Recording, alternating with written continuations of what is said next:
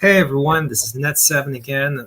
Glad to be back at Neocon Action V for Victory, and I'm joined by a good friend, the Politicrat. Politicrat, how you doing tonight? I'm doing all right. A little sleepy, but I figured, you know what? Why not end the nice, end the nice out, end the night out with a nice stream with my dear old buddy Net7. Hey, there we go. Hey, Politicrat's not a neoconservative like me, but hey, Absolutely not. friend, yeah, but I've got friends in many places. I've got lots of good friends. In fact, I'm still good friends with the libertarian guy named Jeff who was running for office out here in Arizona, and now he's calling himself the libertarian nomad or something like that. But hey, so everyone, tonight's video is going to be about well, the god awful speech that I had to endure over at ASU tonight, hosted by the ever awful and the always trashy the ASU branch of the College Republicans United. Essentially, not Republicans at all, not conservative whatsoever, just a bunch of essentially, American First Party, uh, like trashy people, like identitarian, Identity of Europa, AIM, and American Identity Movement sort of people trying to essentially attach themselves to the GOP like little like leeches and stuff like that. And it was a terrible speech, god awful. Politicrat, for those of our audience who don't understand what the alt right is or identitarians, whoever, give them a good description. um. So okay, the short of the long, because I'm actually currently, and I think this is appropriate that you brought me on for this because I'm in the middle of making, for my channel, my own channel, the Politicrat, in case any of you guys know who I am, an expose on the rise and fall of the alt right specifically. Starting from their paleo conservative origins, going all the way through post Charlottesville. But more or less, I mean, the alt right, at least how I define it, a specific subset of quote unquote right wing politics that tries to differentiate itself from the mainstream, but specifically puts a focus on white nationalism, white supremacism, but attempts to try to dress it up and make it more palatable and more mainstream, as opposed to just like dressing up like all out Nazis. So I guess that's the simplest way I would word it. Yeah, that's kind of like the short man's version, because Yeah. and everyone, I hope that you will all watch Politicrat's video on that. In fact, Politicrat, send me your YouTube in the chat, and so I can post it later for people to go follow you because it will be Absolutely. good. I can't guarantee you when it's going to be out, especially due to work and continuing with my education and everything. But I will be more than happy to share my channel. And I will let you know as soon as it is finally done. Because I have like another project or two that'll due to come out before that. So, Yeah, but perfect. Yeah, definitely look forward to that. Yeah, so if you think about like alt right politics, people like it, and I did read a good book on it once. I think it was The Making of the Alt Right, if I remember that correctly. And I read that book, I think back in 2017, if I remember correctly. In fact, I'm gonna see if I can look it up real quick because I do have a Goodreads, and I post essentially everything I read to Goodreads. So if you all want to follow me, and you can definitely go there and catch what I've read. But the alt right movement is actually, in my opinion, a bunch of transplants or people from the American First Party, which is little more than a third party that doesn't really run for anything, doesn't really do anything. Sort of like the Socialist Workers Party of America, which all these far left or far right little parties that really by themselves can't do anything. And so what they do is they try to attach themselves to mainstream parties, and they try to change the discourse and try to in that way affect the policies and affect the changes so that way they can essentially get what they want, which is, and in the case of the alt right, is essentially white separatism, white identity politics, and ethno nationalism. So, going over this speech, and so it was Making Sense of the Alt Right by George Hawley. That's the book right there. Uh, I definitely, recommend that for reading. In fact, I'll post that in the chat, so that way you guys definitely take a look at that book right there. I also have a recommendation for anybody in the audience. Anything by Dr. Benjamin Teitelbaum, who I've actually interviewed on my channel before. He followed around Steve Bannon for 2 years, got off the books or exclusive interviews with Mr. Bannon as well.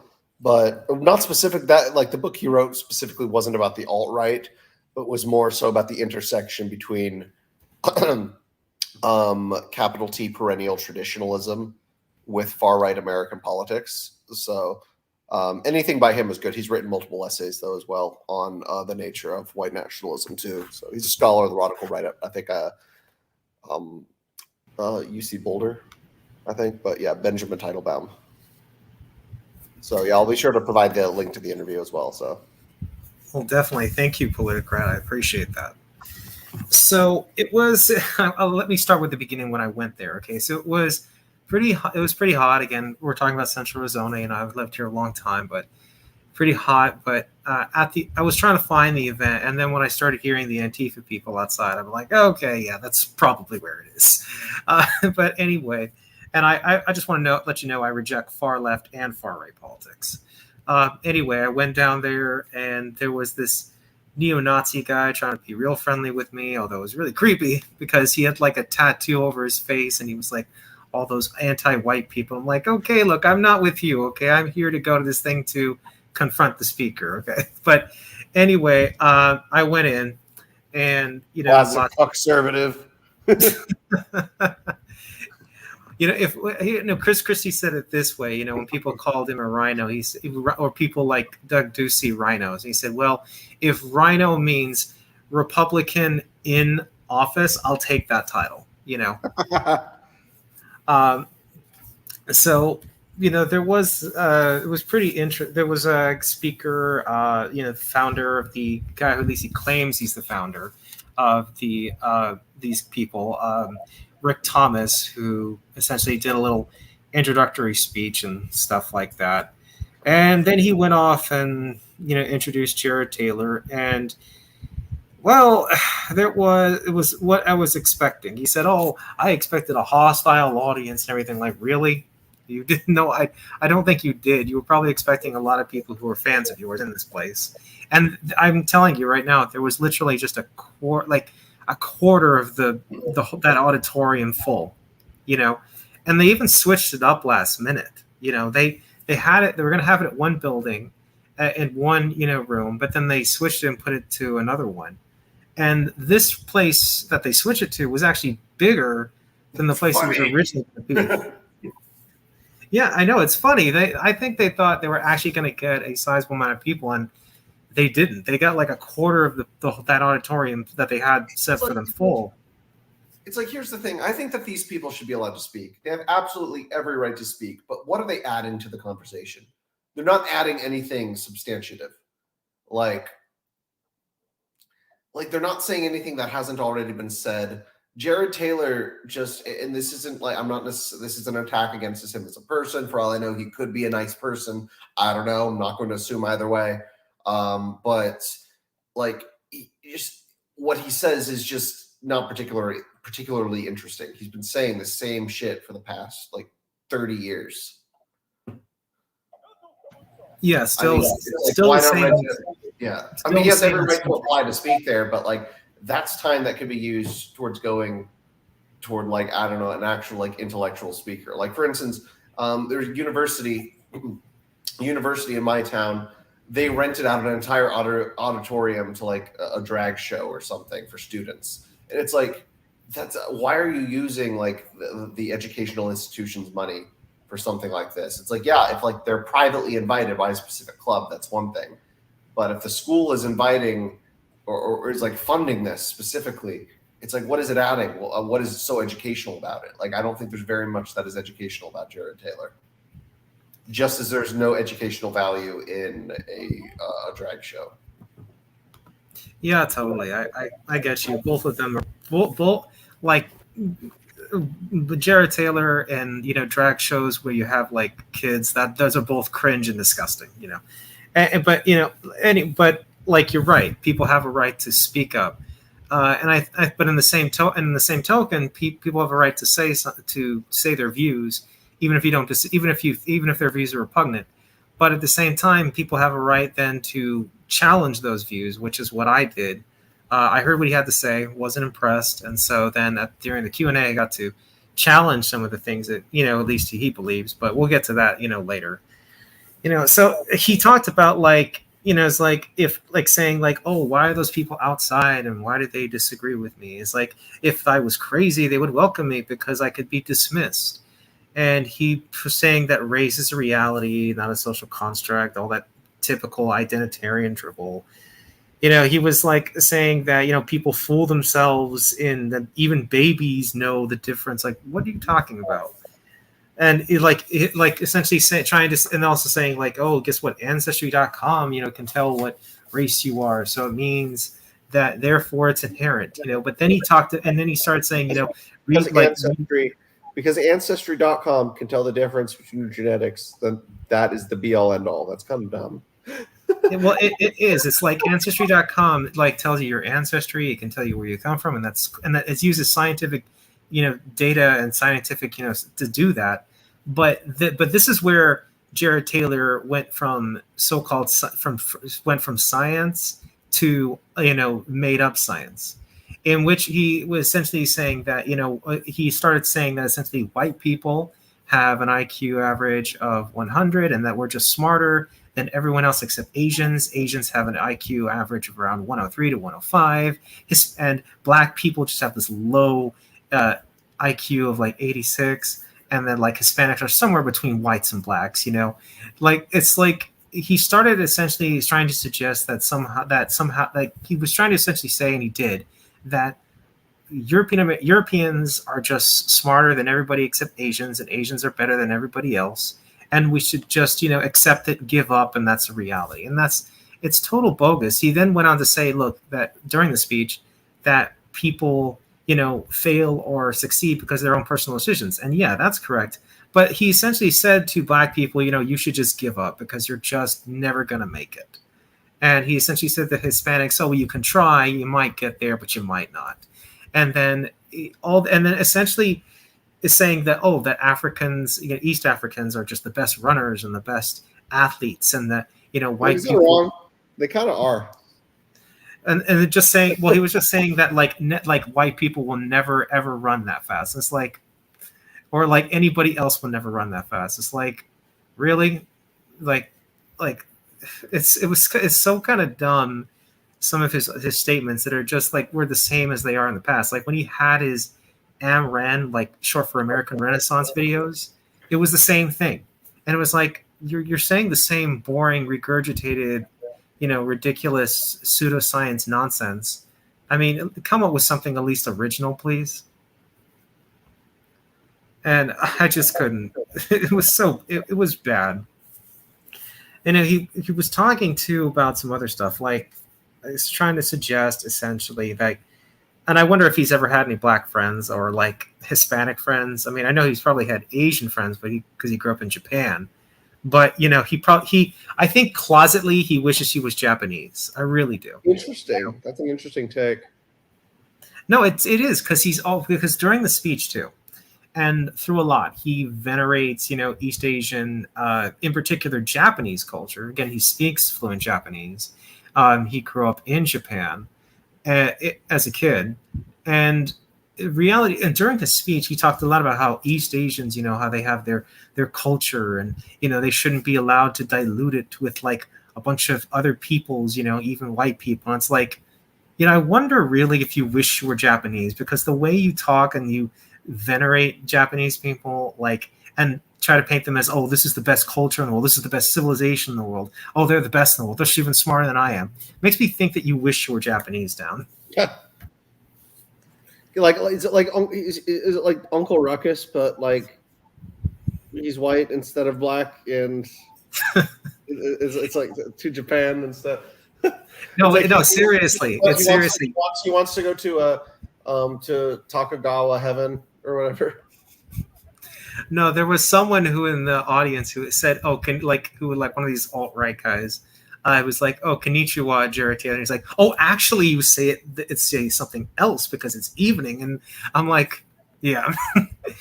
It's like he does come across to me, no offense, as like you described essentially an Ucko Ruckus, except it's for Japanese people. Like imagine, like I can't imagine seeing one, but that'd be interesting. So he's a weeb. He's really something else, like, and pretty deplorable. But like he even goes in to just describe, and I thought this was pretty stupid. You know, I don't know how you describe people, but I don't describe people as animals. As a Christian, I see people and animals as separate. Humans are, humans are humans. Except for Hassan Piker. Hassan Piker is the one human I feel absolutely comfortable referring to as a subhuman ape. Yeah, Hassan Piker is a degenerate fifth column traitor. It's not even that. I just think he is a disgusting human being. Like literally, whenever I see Hassan Piker's face, I actually want to vomit. He's a pretty disgusting person and a human being. Like I remember the time he fucking brags about like dating porn stars. It's like that's not something to brag about, champ. Yeah, it's not. It's like something you should be ashamed. If you're dating a porn star, you should be ashamed of yourself and you should be ashamed of her. Yeah, it's like don't go where many others have gone before. Just saying. I'm just saying. But this isn't the space, okay? But it's so disgusting that, they're both disgusting people, Jared Taylor and Hassan Piker. So they can. You see the thing with Sam Hyde the other day? I did. That was funny. Awesome. And then awesome. And Hassan is just like crying like a little bitch in the reaction. And here's the thing: it's kind of funny how people like him want people that they don't like to get to say the same thing about other people. And then they're like, "Oh, well, it's freedom of speech." But then, like, someone does that to them, it's like, "Oh my gosh, the world is ending!" Like, it's awful. Like, I'm under attack. Grow up. But like going back to some of the things that like throughout the speech that Jared Taylor went through, he kept mentioning, at least during the beginning part of his speech, up to like I think the third or like 40% of the way. Like Asians, like he kept saying Asians all the time. Asians are the best. Asians are the smartest. Asians are this, and like he just kept harking on that point, and I just kind of like, I'm like, buddy, you essentially wish you were Japanese. Just say it, okay? Really, And he talked about though like this other stuff, and like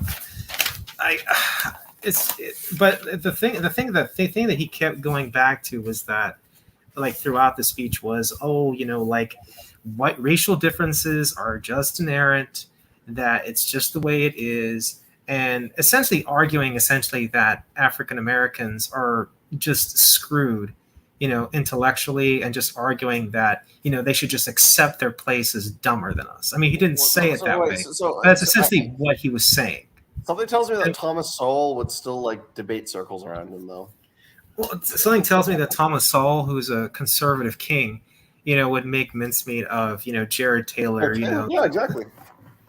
Like Thomas Sowell is Chad, Jared Taylor is like Virgin Boy. And he came, oh my gosh, he was in a mustache. He had this grotesque mustache in today. It was so weird. It was like, I have never seen him in a mustache, and I tell you, it was awful. It was god awful. It sounds like if it's as awful as you say it is, I can definitely picture this in my head. Yeah, it's not like the cool stash where like when you watch like what's the film? Oh my gosh. Was it even a porn stash? It was. It probably could have been compared to one, and it was bad. It was bad. Oh, someone put a comment. Asian women are the hottest. Nah, no. Asian. Asian, East Asian women. I like East Asian women. No, I don't. I like. See, I'm not into that. No, Hispanic women are pretty. Are like are pretty hot. I'm kind of biased there, because again, I got my mother from Colombia, so I'm biased. My mother's Colombian. Wait, you're Colombian and you're not Catholic? No, I'm not. My You're family. Are you saying you're a race trader? Well, according to Jared Taylor's crowds, because even though I have Spaniard ancestry. I think Jared Taylor is probably, knowing like the history of white supremacy in the United States, he's probably anti-Catholic. Maybe, I don't know. He's never said. Well, then again, he's one of the more quote unquote inclusive white supremacists. Well, if you look at a lot of the identitarians that you see today, a lot of them are actually surprisingly Catholic. A lot of them are, they do venerate Catholicism, or and like are very Catholic minded. So that's what I've seen, at least from the the ones who on the Identity of Europa types, or the Groypers. Yeah, especially them. Yeah, them in particular. But traditionally, the alt-right have either been atheists, pagans, or like Calvinists, which is interesting. Yeah, neo-Nazis typically were pagans, but these identitarians are like totally, they consider themselves traditional Catholics, although there's nothing traditional about them, and there's nothing, Christian about them, in my opinion. Very, but I agree, yeah. But he essentially tried to argue that that diversity is bad, and that 1950s America was essentially perfect, and that multiracialism creates weakness in society. No, and he essentially blamed real quick. He blamed the George Floyd riots on multiracialism, and I'm like, what? He seems like he can't tell the difference between multiracialism and multiculturalism. Yeah, because multiculturalism is absolutely cancerous, I believe. But yeah, because multiracialism and multiculturalism are not the same thing. Like, the great thing about like Western countries specifically is, and this is why the West's immune system as a culture is so good, is it is able to accommodate and assimilate people who come from other ethnicities, and successfully. I mean, you have people who are trying to subvert that, and like Jared Taylor specifically, who are trying to isolate different peoples in the West of different ethnic groups, which will ultimately lead it to it collapsing faster. But what's so great again about Western civilization's immune system is it is able to assimilate people who are ethnically different into like a larger monoculture. Yeah, the great thing about that's why I venerate the Persian civilization and Persia in particular. And this is why this is the biggest thing that trashes his garbage, Jared Taylor's garbage, I mean. Persia was an empire consisting of Persians, Babylonians, Greeks, Egyptians, the descendants of the Hittites, Assyrians, all sorts of different peoples, Bactrians, all sorts of different peoples, part of one empire. In fact, the Persians were a minority in their empire. They actually, and you can learn this from the great courses, they did an excellent series on the Persian Empire. The Persians were actually a minority group in their own empire. And they said to people, look, just pay the taxes. You can do your cultural stuff. You could use in terms of your language or your faith. We're not going to take that away from you. But as long as you are loyal to the king of Persia, and as long as you consider yourself part of the Persian Empire, do what you want. We don't care. And that's why there were so many people who actually wanted to come to be a part of Persia. In fact, there were a lot of Greek mercenaries who fought with Persia in their wars, or with against different peoples, including even against Alexander, because they said, what, the Persians are actually much better than what we have back over in Greece, which was a mixture of things. I mean, you had, the militaristic structure of the Spartans, which was kind of boring. You had the Athenians who, had, quote unquote, had democracy, but it wasn't really democracy. And then so a lot of people actually said, what, we got a good thing here in Persia. It's actually pretty nice. I think, the Persian civilization stands as a testament, and America is a continuation of that, because America says to people, you know, it doesn't matter where you come from, whether you come from Germany or Japan or, uh, you know, Thailand or from Iran or from Egypt or from Morocco or from Nigeria or from Colombia or from Brazil. You're all Americans because you see your identity as you being an American, a part of this American. Same with Rome too. Eventually, when they came along. Yeah, so that's the great thing about it is, and so that really takes if you will, I mean, the examples of Persia, and the example, you know, to an extent even Rome, and the extent also, you know, really just should take the ethno-nationalist ideology, the white separatist ideology of Jared Taylor, and just put it back in the grave where it belongs. You know, I don't believe, it's definitely been just like leftism. It belongs in the trash bin of history. That's basically where that ideology has been swept. Yeah, I mean, just like communism, which we know is a failure and has always been, and, you know, and has been one of the worst failures in history, you know, millions upon millions dead. Same thing with ethno-nationalism, is a failed ideology too, and belongs back in it belongs in the trash bin, you know, where it belongs. You know, and I just don't understand how people don't, you know, recognize this with such, you know, failed ideologies. You know, it just, they I think with Jared Taylor is with him when he cannot let it go because he just can't. He has willed himself in his mind that no, this is the way it is and this is how it has to be. And we have to take those ideologies and just throw them in essentially right there in the trash bin where they belong, you know, opinion discarded. Yeah. I also find it kind of ironic. It's just kind of like a fucked up irony. I don't know if I'm allowed to curse on your show. I don't know what your thing is. The screwed up irony, whatever. But the fact that the Jews were saved from captivity in Babylon by the Aryans. The Aryans were the saviors of the Jews. And then look what happened. Then you had the Nazis who called themselves Aryans that ended up exterminating 5.7 million of them. Yeah, here's the thing about, you know, Jared Taylor is that another thing that he used in his speech, you know, he uses this example a lot, which is kind of foul. You know, and he says, you know, we just fail to recognize that there are just differences. He used the marshmallow example, you know, saying that, oh, well, certain kids take the marshmallow and certain kids don't take the marshmallow because they see that they might get a second marshmallow. Like, this was one of his, like, oh, gotcha moments. All right.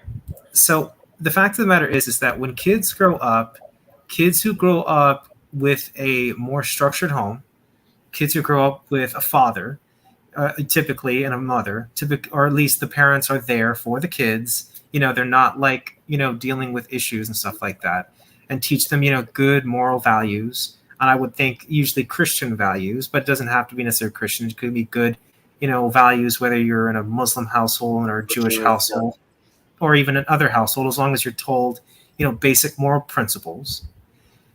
Kids from those sort of homes, in those sort of examples, tend to say, okay, well, I've been told not to touch this, so I won't. And I've been told also that if I wait, I'm going to get another one. So why not? Kids who come from broken homes, you know, whether typically, you know, you see inner city kids who grow up without a father present, and when it's just the mom, or the father's there, but he's not really there. And it's a very, you know, sometimes abusive or, you know, apathetic relationship and stuff like that, or from a broken school and broken environments. Those kids, when they're told, wait, you might get a second one, you'll get a second one if you wait. Those kids typically don't wait, because from the environments that they grew up in, they don't live in an environment where, you know, hey, if you're told to do something, you do it. And they don't live in an environment where you can trust other people to at their word. So his example falls apart right there, because he's trying to say, oh, because most African Americans kids will not wait for the person to come back and will just take the marshmallow in front of them. That just means that black people inherently just don't have that, what was the word he used? Just don't have that ability to wait for or the self-control sort of thing. That's what he used, self-control. But that's not true. When you because again, like I was just saying earlier, if you pull a bunch of kids from bad neighborhoods, from poor neighborhoods, and from neighborhoods where they live in families that are broken, there's not a dad there, there's not a father there, or there's not a good parent there at least, and they don't live in good environments, they're not going to, one, listen to you, because to them they've been taught to disrespect authority, and two, they've been taught culturally, and not racially, culturally, that you can't trust people because they're just going to lie to you. And so you'll have kids from these inner city broken neighborhoods then just fail that experiment, not because of their race, but it's because of the environment and the culture that they've grown up in. So very often what Jared Taylor does is he takes culture and he says, oh, that means race. That means it's just genetic. That means it's inherent. No. If you would take a bunch of kids, for example, from European American households, from maybe in some very poor West Virginia town or something like that, where there's no jobs and, the dad's an alcoholic or something like that, you'd get the same results, because from their mind, where my dad's an alcoholic, why would I trust authority when all the authority figures that I have in my life, are complete wrecks? And why would I trust you? Because all the people that I know in my neighborhood, are not trustworthy. Yeah. No, I see. Yeah, because it took a minute to explain that. And I'm sorry, but it has to be explained out properly, because again, that's one of the things that Jared Taylor does to kind of lie to his audience. And again, I might be reaching out to Jared Taylor specifically for this documentary that I'm making. I don't know yet if I'm going to have any need to. Because for all I know, I could just use clips of stuff he's already said, because I don't know if he's even going to say anything new. But and that goes to what I'm saying. I don't think he has said much in a while that has added anything to this discussion, to this greater discussion. I definitely think that there definitely are genetic differences from a racial perspective, but it's not the same as there is in terms of genetic differences between man and woman, for example. That's not comparable. When we talk about biological realities, it more pertains to the differences between the sexes. That's really, when we're having the discussion on biological realities, that's really where it should matter more, I think. Yeah, and this person in the comments is yeah, the U.S. has been so successful, whatever, at assimilating people for hundreds. The U.S. has been, unironically, yes, the U.S. has been, as opposed to Europe, because we need to remember that America was built America. What makes an American is not the same thing that makes a German a German. Okay, so you have a lot of Turks in Germany. Are they actually German, even if they're German citizens? No, they are fundamentally, by definition, they are not of the German stock, because there is a tribal element there that goes all the way back to ancestry. Whereas America is built more up on more abstract values or something. To be an American, you have to believe in those principles. You have to be a part of the culture itself, and that's why I guess America is, in that sense. And I don't mean to sound cliche. I don't really like the term American exceptionalism, but that is, in a sense, what makes America exceptional in the modern age among many other nations. Yeah, America is exceptional in that way. Because we are not a tribe. Yeah, I would say that if we are a tribe, we're of the American tribe. We're not, because historically speaking, whether you look at Asia or Africa or Europe, lots of different, or even in North America, you had lots of different peoples, different tribal identities. Even in Germany, you had, you had the Saxons. It's also very similar. Sorry to cut you off real quick, but no, it's no problem. I mean, you had all these different groups, taking off of their identity, these local areas, and you know what? America is totally different. America says that I don't care if you came from this place or that place, or you're this person or that person. you're an American because you believe in the red, white, and blue, you know, and that's what that makes America so much more unique and special. And I think that's what made Persia so great, special too, was that for the Persian Empire, while it was founded by Persians, it was an empire of numerous different peoples united together under certain ideas that came from Cyrus the Great, and then Rome too. Rome was not even, and not just them, but Rome. Rome was this idea of we are all a part of this great enterprise and empire, united to make Rome, the city of Rome, great. And so it comprised a lot of different groups of people.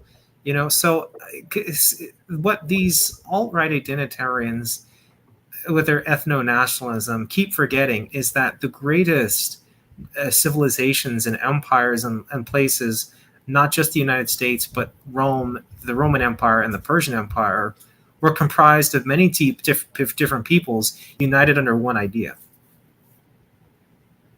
And we seem to have lost Politicrat, unfortunately. And I don't know what happened there, but let's see if he's able to come back on so we can get him back. But continuing on, though, with some of the issues that I saw in the speech that was presented today, which was pretty much, just kind of garbage. He essentially he used a lot of different terms, and like I said, he was obsessed about using Asians.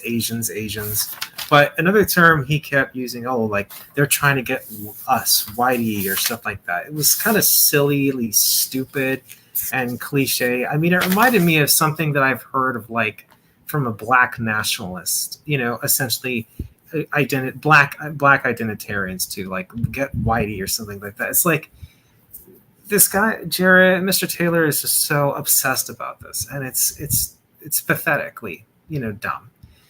And I think I'll go, after having, talked about enough about that, boring, cliche, anti-American, even speech.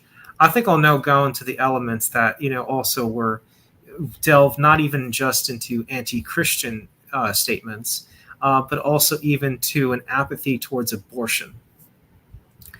And I think that one of the points I'd like to bring up here is when I asked him a question. I did get up and I did, call out the group holding that meeting, because they're not Republicans. They're from the American First Party, a bunch of weirdos trying to transplant themselves into the GOP. And of course, I reject them. And and every good Republican rejects them. I mean, the ACU Republicans essentially made a statement rejecting them.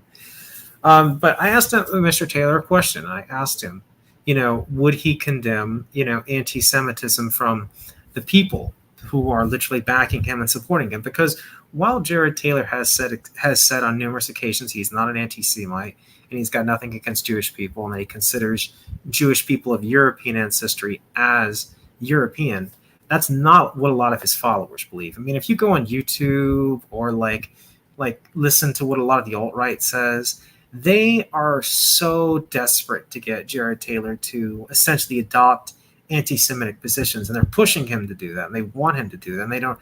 And I asked him simply, would you simply, how would your friend, Paul Gottfried?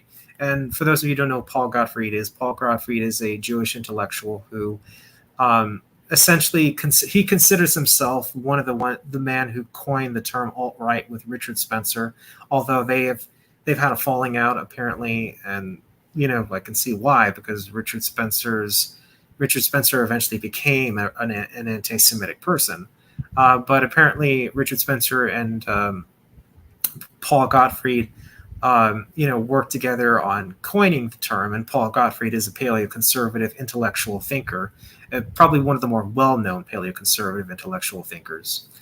I essentially said, what would your friend Paul Gottfried think about, you not condemning all the anti-Semitism from, the very people who follow you and support you?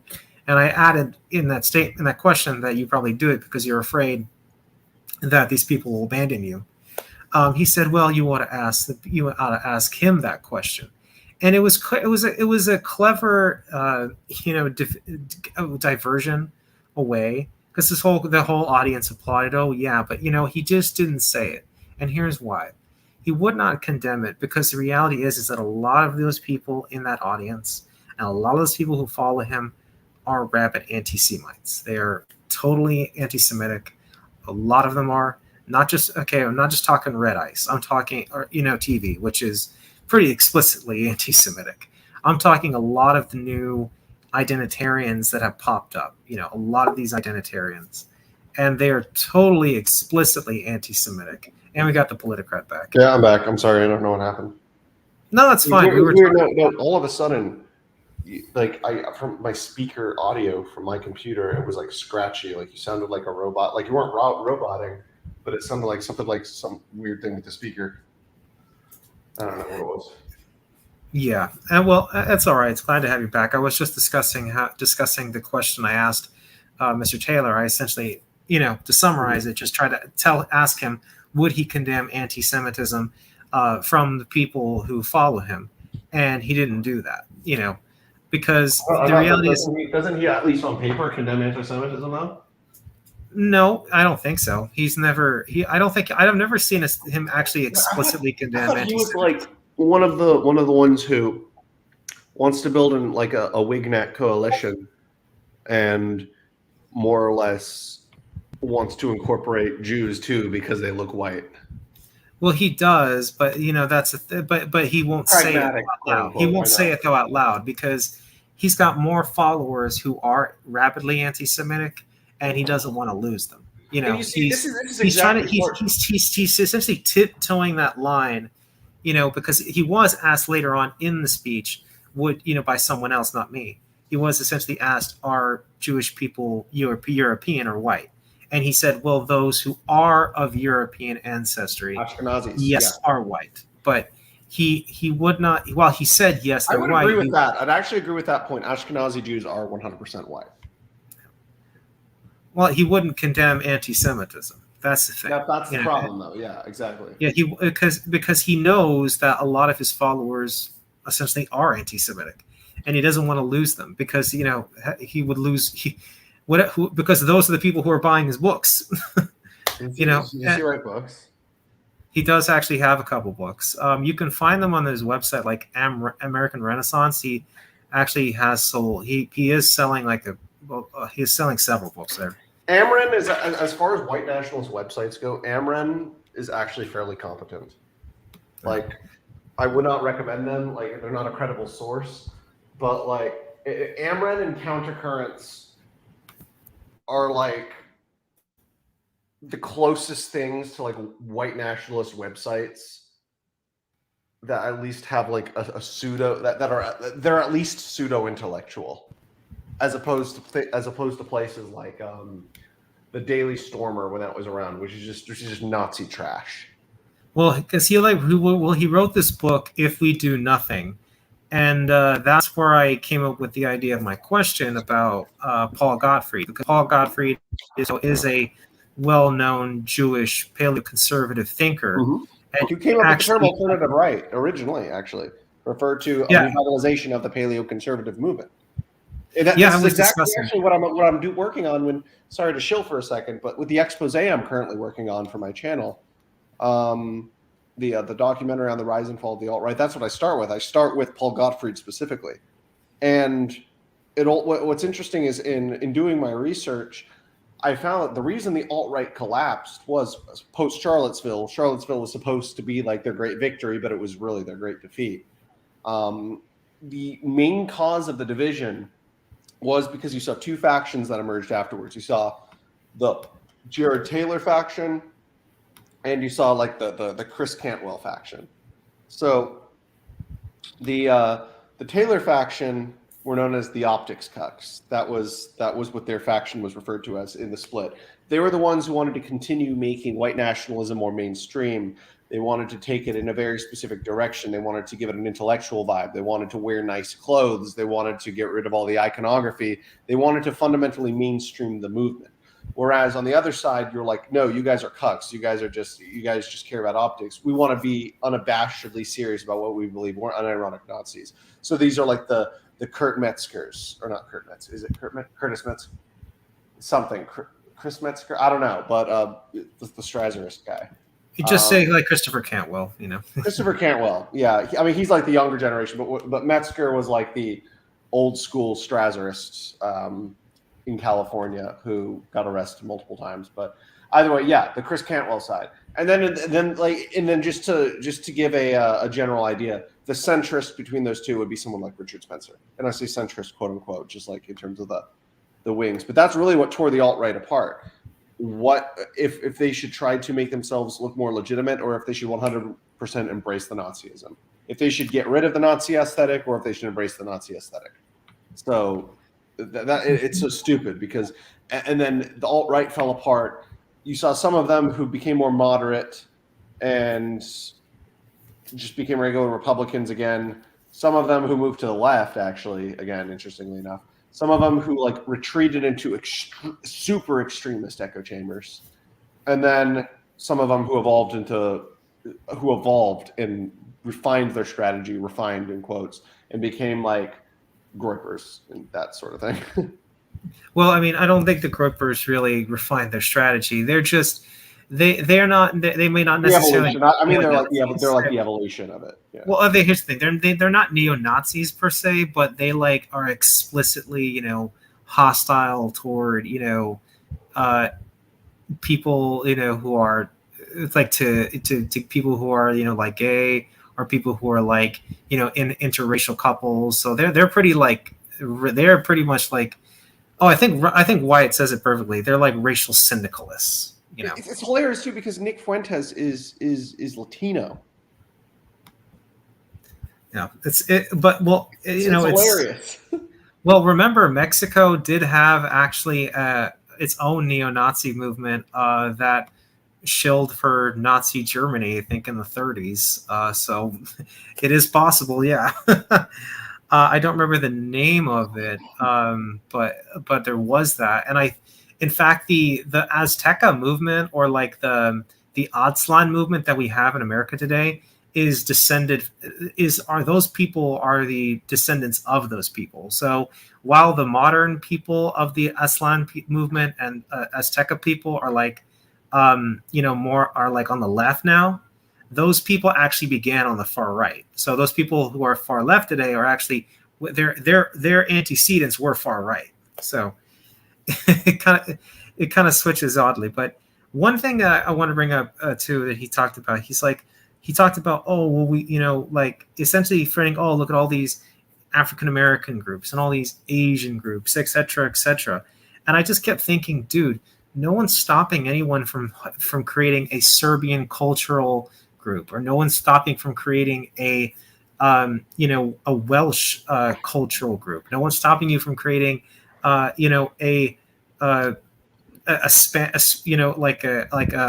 Spanish or Greek or whatever. In fact, we have cultural festivals all the time in America. Like I'm sorry, Serbian. I love to go in Arizona because we have it. I love to go to the Serbian festival. I love to go to the Greek festival. Those are really great events. And so when Jared Taylor says, "Oh, they're trying to essentially eradicate white culture," no. Those people on the far left, yes, many of them are anti-white. But you know what hurts, European culture in America? It's not, it's not those people. It's not those people. It's people who are of European ancestry, not essentially carrying on their traditions. I'd say that with immigration specifically, I'd agree. Because you have people on both sides who are both refusing to assimilate people from other cultures for completely different reasons, but ultimately, by consequence, what they're doing will ultimately end up achieving the same goal. So, for instance, you have people on the far right who are like, no, they're not like us. We don't want to assimilate them. They shouldn't be here. And so, in turn, they're alienating them and not allowing them to assimilate into the culture. They say, oh, yeah, they can never assimilate, but they're not even trying to help them do that. And then on the other side, you have like the multiculturalists, and what the multiculturalists are effectively doing is saying, no, trying to assimilate is fundamentally racist. You need to respect their culture. And so what they're trying to do is they're trying to, and by refusing to assimilate them as well, they're also more or less preventing them from being able to adopt the host culture as well, which causes them to isolate. It's like both sides are fundamentally trying to isolate immigrants that are coming into the United States for different reasons. In the end, it will ultimately end up leading to the same result. And it's frankly pretty egregious, especially because our civilization's immune system is dependent upon finding new stocks of people. And the West is unique in that it is able to, it's based on the idea of the individual. And so it doesn't matter where you're from, as long as you adopt these Western values, as long as you succumb to the morphosis of the Faustian worldview. If I'm going to use Spenglerian terms here, like that'll fundamentally make you a Westerner. Yet the problem is, and Douglas Murray talks about this in The Strange Death of Europe, if you've ever read that book before, like it's, in a way, it is Europeans, both on the far left and the far right, who are diluting the culture itself by refusing by any means necessary to help these outside groups assimilate into the host culture itself. Well, I did read his book, Douglas Murray's book, War in the West, because that's a good one. I recently read that as well on audio. Yeah, and that's why I like Douglas Murray. I'm a big Douglas Murray fan. I have to say. Well, Douglas Murray wrote the book on neoconservatism. You know, he wrote Neoconservatism: Why We Need It, and it got published back in 2006. So that's when neoconservative. That's when you guys were in vogue. That's when you guys were. I mean, I'd still argue you guys are like in charge. You guys are still pulling the strings, but I wouldn't say that. No, but back then you guys were definitely the isolationists took over, and now it's up to the new generation of neoconservatives to take it back. But at least we can at least team up to make sure that the Castleites, don't take over. Oh no, gosh! You know, that's for another stream. But you know, I don't know what happened to Kevin Castley, to be honest with you. He and I were, used to be good friends, and I know there was a falling out, but I tried to keep things at least respectful and cordial between him and me. But he wanted to go, whatever. So that's definitely another stream. But yeah, we could definitely team up on saying, no, because I'm a neoconservative. I'm not a progressive interventionist, and there's no such thing as a progressive interventionist. He keep changing. Like, wasn't he a neocon originally? But like, I think the thing with Kevin, and don't get me wrong, Kevin's very entertaining. I think he's funny. I've always enjoyed talking to Kevin. He's a very good guest on the stream. He's always polite. And so this isn't me calling him out like his character or anything. If he's watching this, he probably isn't, but in case he is, I think the thing with Kevin is he really went hard into the anti-theism grift, and it really shows, and it's really cringe. Yeah, definitely. He sees himself sort of as the heir to Christopher Hitchens, but Hitchens is a neocon, which is funny. But there's only one. Christopher Hitchens was not a neocon. He was a Trotskyist. He was a former Trotskyist. Yeah, no, he was a Trotskyist. Because here's the thing: if a neoconservative today, like myself, would disagree with Christopher Hitchens on everything from Christianity to America to reparations to all these different things, the only thing that he and I would agree on would have been on the intervention in Iraq. That's the one thing. Because he's a Trotskyist, he saw Saddam Hussein more right-leaning on economics, though. No, he saw Saddam Hussein as a fascist, and so in his mind and a Trotskyist's mind, you have to take down the fascist regimes. Now, me as a neoconservative, I see Saddam Hussein as a threat to the United States, a threat to our allies in the region, and just a threat to the world in general and to his own people, and so that's why he needs to be removed. So those are the differences between what Christopher Hitchens would believe as a Trotskyist and what a neoconservative believes. Remember, Trotskyists are people who are trying to spread communism internationally. Yeah. Neoconservatives are people who are trying to spread the ideas of America internationally. He wasn't a Trotskyist. He was a Trotskyist early in life, but he retained many of the Trotskyist ideas, but eventually moved to a point where he could most certainly never be called a Trotskyist. It's very similar to someone like Irving Kristol, who was a Trotskyist. we're gonna have to. I'm gonna have to disagree with you on that, but I'll agree to disagree. But I want to get back to two last things that Jared Taylor said that were. I'm sorry. I'm the king of derailing conversations. No, that's fine. If anybody watches my stream, and we got this person in the chat, Joe Bennett, making a lot of stuff. We'll get to you, Joe, in a minute. Don't worry. But there were two things that last things that Jared Taylor said, and this was during the Q&A, that just made me angry. So he was asked by a Christian member of the audience, because a Christian person said, we're all part of the kingdom of God. We are all part of a Christian family. So why are you spreading this idea that we're all separate? When God said that, He's made many into one. And he was like, well, that may work with God, but if man, and like, dude, you have said you're a Christian before, right? You're not a Christian because you have literally just said heresy. You have literally just said that the ideas of man are, and the failings of man are superior to what the Creator God Himself has said. You have literally put yourself above God. I mean, no offense. I mean, call me crazy, but I think that one would call it heresy or blasphemy. Pretty sure that's the word. Yeah, I'm pretty sure that is the word. Yeah. Yeah. No, I'm sorry. I'm just thinking of the Space Marine heresy meme, just like punching holding Jared Taylor with his like metal arm. Oh, have you ever seen? Oh my gosh, I don't know if you've ever seen this blasphemy meme. But I'm trying to find it so you can see. Here it is. Blasphemy! What's that from? That's from Clone High. That's definitely not a kid-friendly animation. I just want to let the audience know that. That was early 2000s when the cartoons started to get back to being more adult centered. Like they started it. That was but that's a pretty dark cartoon. Trust me, that shows dark comedy. But essentially, he was going and saying blasphemy and heresy by saying, well, so what if that's God? These are the feelings of man, and man is higher than God, essentially. So it was anti-Christian too. His speech essentially morphed into that at the end.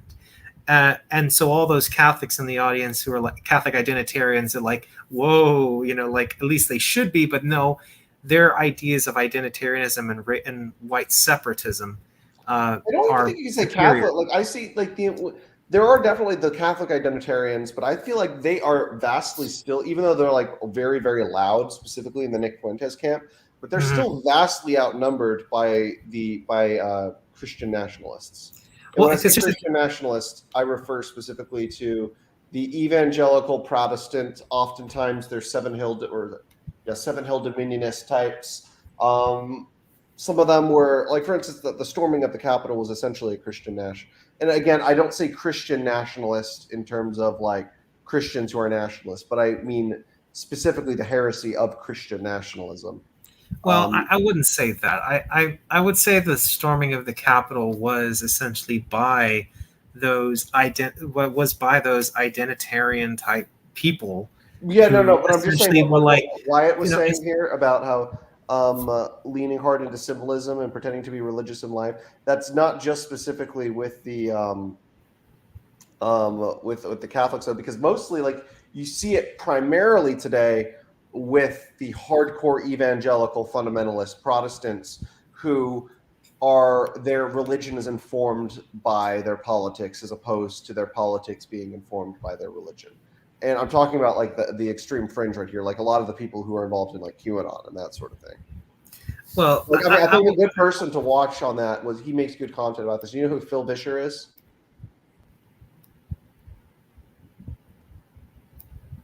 Hello? No, I don't. Oh, Phil Vischer. So he has a podcast. I think he's an evangelical Protestant. He's like kind of centristy. But so he has a podcast and a YouTube channel called Holy Post, and he was actually the guy who created VeggieTales, believe it or not, originally. Well, let me say, I like VeggieTales, and but I don't think that I'm just like he actually had some people on. I think him and David French were talking about this at one point. I'm gonna like I said, I'm gonna disagree with you on that. I think that Christianity is a good thing, and I think that people I'm not I don't saying it's like not. I don't like people tell I don't think it's good for people to I don't like when people say, oh, well, you're a Christian, so shut up, or like put your politics at the door. No, just you wouldn't tell that to an atheist. What are you gonna say? Okay, put your politics at the door because you're an atheist, or I have to pretend as a Christian that I'm an atheist when I go into the political No, realm. no, no. That's not what I'm I saying. can I'm saying that I I think can that a lot of people today, there are a lot of Christians today who their Christianity is informed by their deep-seated political beliefs that are informed by a very. It's more or less. I'm saying their form of Christianity is a heresy because it is being informed by ideas that are inherently non-Christian. So they're using politics. well, They're using politics with the aesthetic of Christianity in order to legitimize their views. That's what I'm saying.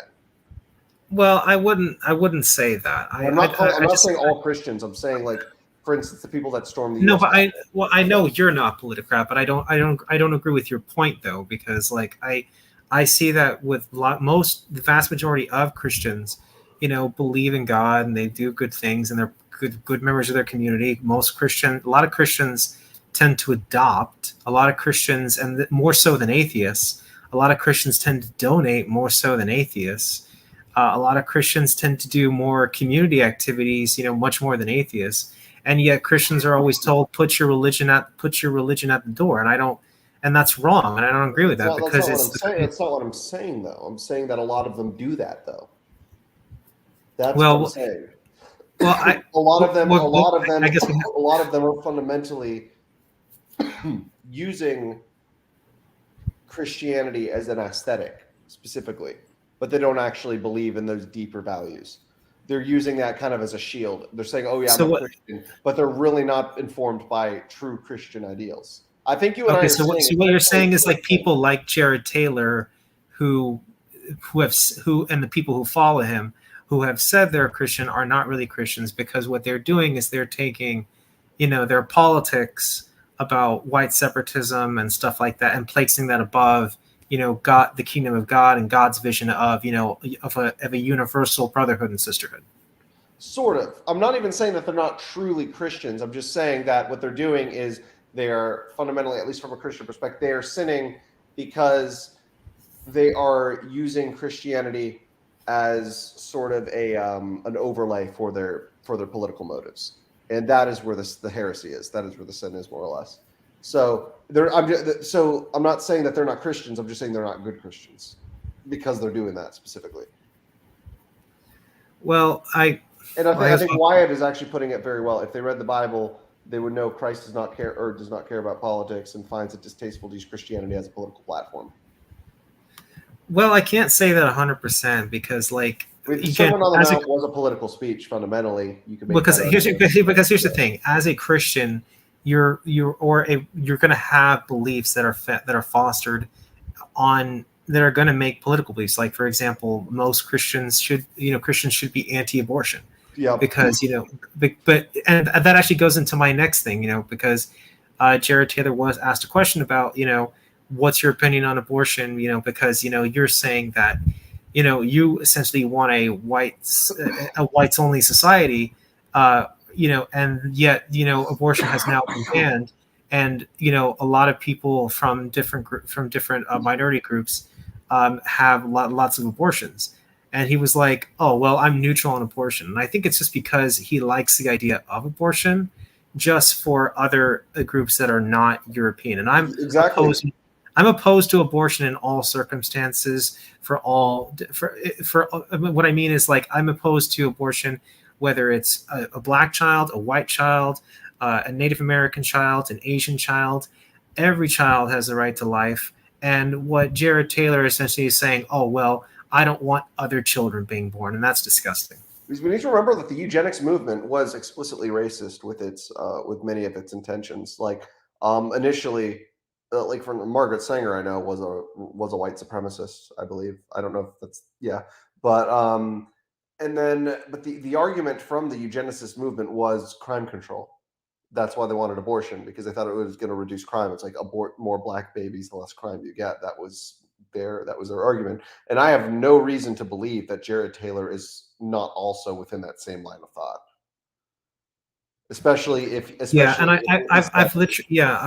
I've literally heard it before said by an alt-right person. He's like, I don't care if other minority groups are having abortions. I just don't want Europeans to have abortions. And I'm like, no, I don't want anyone having abortions. And that's me being a neoconservative, saying that I'm opposed to abortion for all different groups, not just one or the other. And I think that with all of these alt-right guys is that they quietly and closetly like abortion. They just want, abortion for other groups.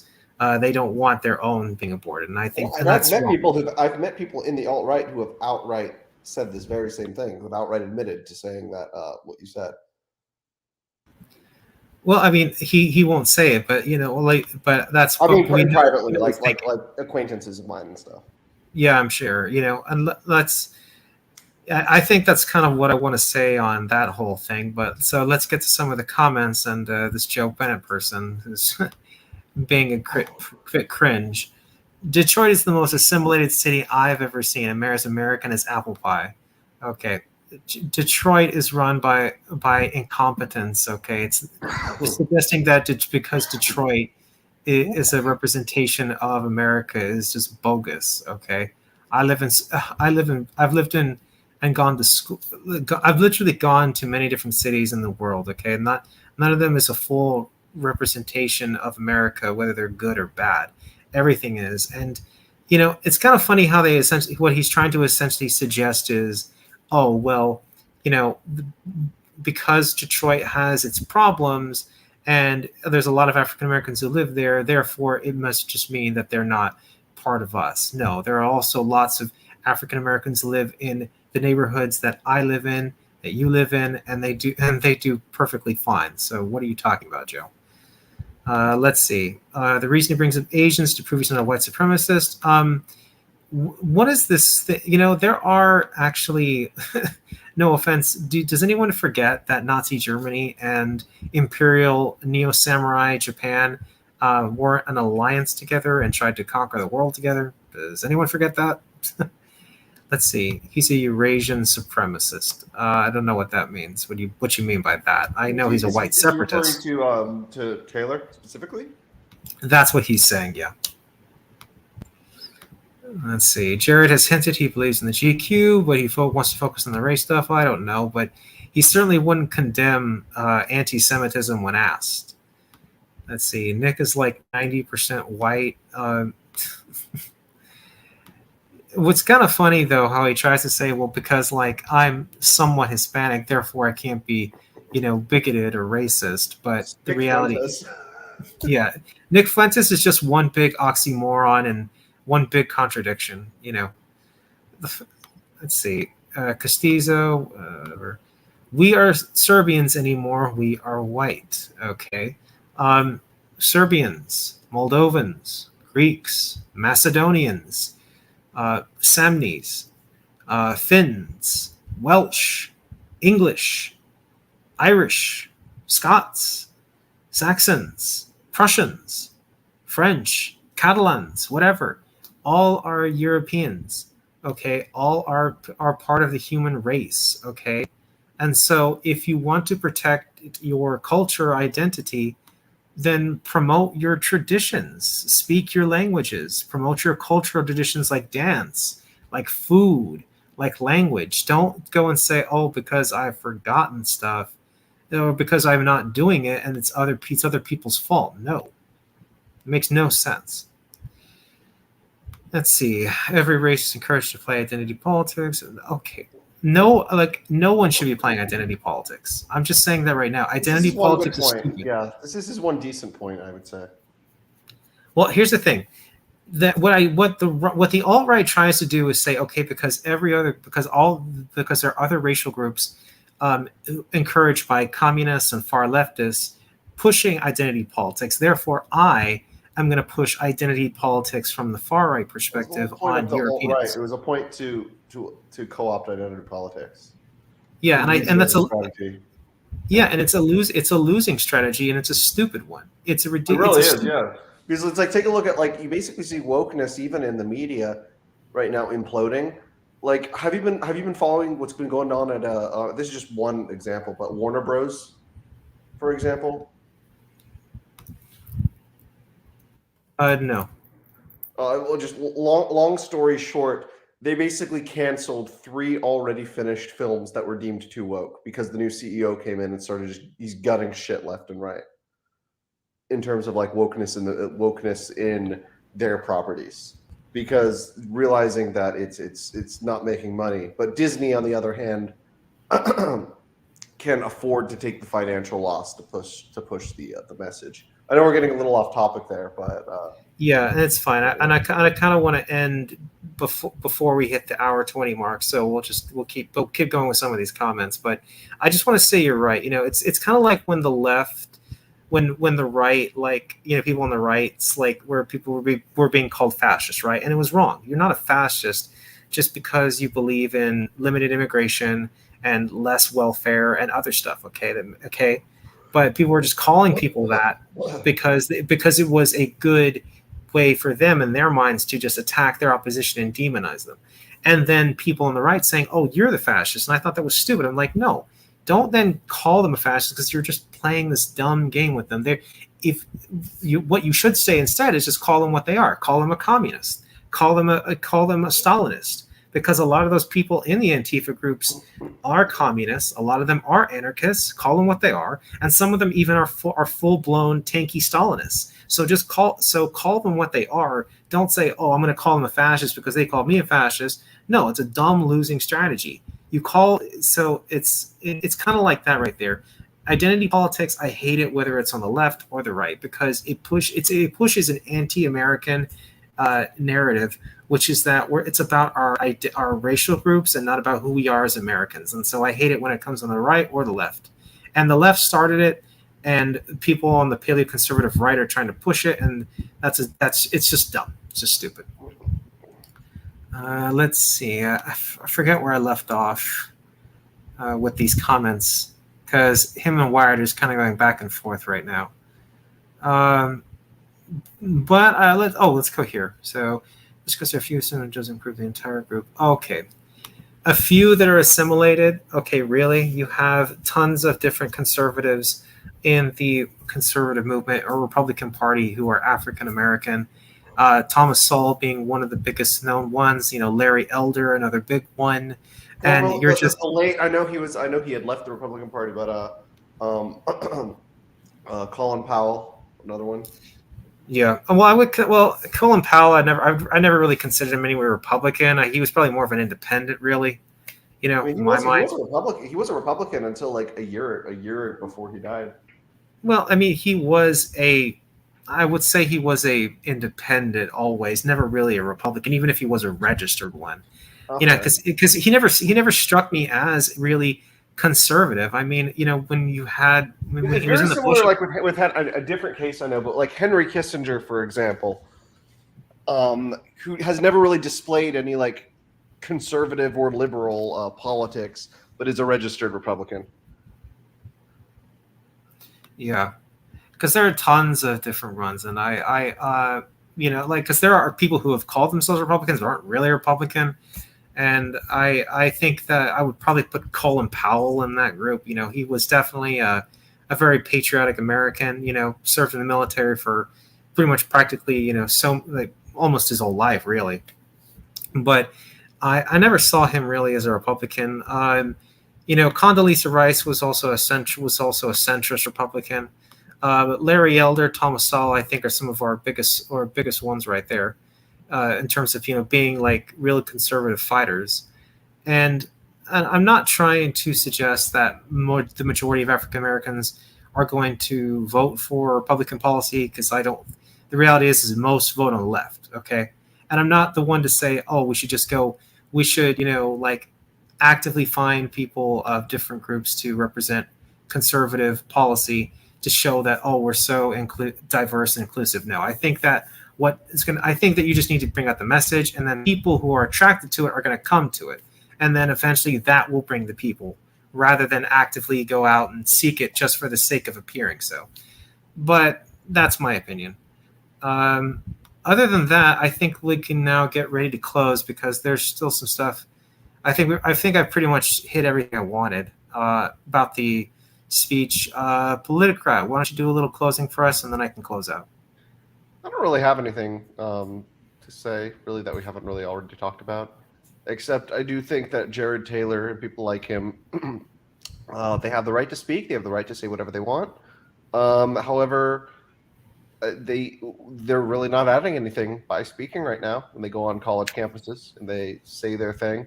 They're just taking up time that could be used by others who have more interesting, less boring things to say. Because I just want to say this: the worst thing about race and racism, in my opinion, is this may be a little controversial from both sides. For me saying this, it's just such a boring topic. I'm sorry, it just bores me. Racism just isn't interesting. And that's what I'm going to end with. It's like people like Jared Taylor, you're just not interested. Your ideas just are not interesting. So, yeah. Well, thanks, man. I do appreciate, Politicrat for you coming on and giving your thoughts. And I hope that everyone will please follow him on YouTube. He is, like you said, going to be coming out with a special. So I hope that you all will take a look at that. He also did do an interview with someone from that alt-rightish group or paleoconservative. No. So it wasn't an interview. It was an interview with a scholar on the radical right who at one point also followed around Steve Bannon, who I know is not right. Contrary to what the media might say, the media has referred to him as alt-right before, but Steve Bannon's more of a traditional paleoconservative. But this is a general scholar of the radical right. Gotcha. So, yeah. Well, I'll just close out now. I want to thank everyone for tuning in and for catching my stuff. Again, you can follow me on numerous different platforms. I'm on YouTube. I'm on Goodreads. I've got lots of all sorts of places. So please support me on Ko-Fi, as well with the donation. I was glad to confront Jared Taylor on his as identitarian garbage and dribble, and show that the group at the ASU that was hosting the event, that they're not conservatives, that they're nothing more than paleo con job infiltrators and leeches from the American First Party, and then they can go back to that party and keep not winning and losing elections. Proud conservative and happy to be that way. Anyway, thank you all for tuning in. Neocon Action, V for victory. Have a great night.